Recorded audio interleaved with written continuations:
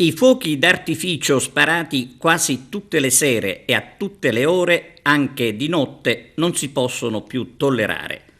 Ci vuole un freno, insomma, contro quella che è diventata una vera e propria anarchia, con la violenza sugli animali, costretti a subire il trauma dei botti, perché nessuno ancora, malgrado le tante segnalazioni fatte anche dalla nostra emittente, ha sentito il dovere di porre un freno all'odiosa abitudine che interessa in modo particolare il lido agrigentino di San Leone.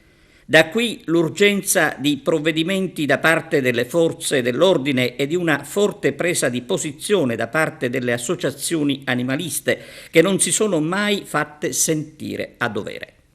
Se far male ad un cane è giustamente un reato, non si comprende come si possa tollerare il male causato agli stessi animali dai continui botti. Sulla questione serve fare chiarezza, serve sapere, ad esempio, se chiunque può sparare botti come e quando vuole o se invece è necessaria una autorizzazione, visto che stiamo parlando di veri e propri giochi pirotecnici sparati quasi sempre dai chioschi a mare per festeggiare compleanni e ricorrenze varie.